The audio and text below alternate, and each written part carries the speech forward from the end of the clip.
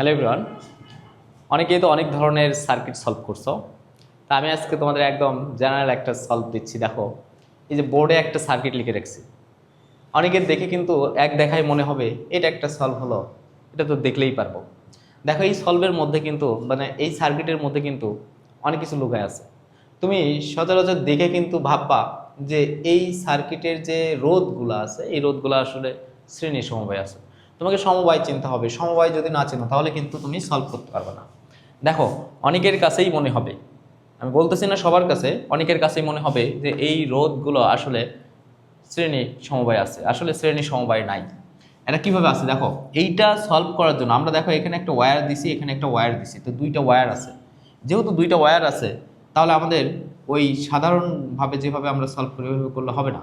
তো আমাদের এখানে বের করতে বলছে তুল্য রোধ, যে এ এবং বি প্রান্তের মধ্যে তুল্য রোধ। তো এটা করার জন্য ফার্স্টে দেখো আমরা পয়েন্টিং করব, এটা এ হলে এই পয়েন্টটাও এ, তাহলে এইভাবে এই পয়েন্টটাও এ।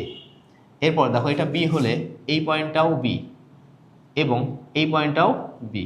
তাহলে টোটাল পয়েন্ট আমরা পাচ্ছি কয়টা? দুইটা, এ এবং বি। তাহলে প্রথমেই যেটা করবা, এ এবং বি এভাবে দুইটা পয়েন্ট নিব।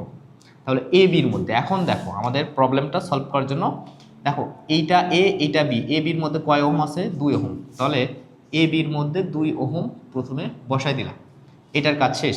আবার দেখো এ এবং বি এর মধ্যে কয় ওহম আছে? 4 ওহম। তাহলে এ এবং বি এর মধ্যে 4 ওহম দিয়ে দিলাম। তাহলে এটা 2 ওহম, এটা 4 ওহম। এরপরে দেখো এ এবং বির মধ্যে কত ওহম আছে? 6 ওহম। আবার কিন্তু এ বির মধ্যেই আছে।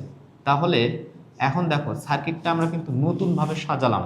সাজালে আমরা যেটা দেখতেছি, দেখো এই তিনটা আসলে প্যারালালি কানেক্টেড। তাই এইটার যদি আমরা তুল্য রোধ বের করতে চাই, তাহলে 1 divided R P equal 1 divided 6 plus 1 divided 2 plus 1 divided 4। তো এইটাকে ক্যালকুলেশন করলেই আমরা আর এ বি ইকুয়াল পেয়ে যাবো, মানে আর পি যেটা বের করবো এটাই। Thank you.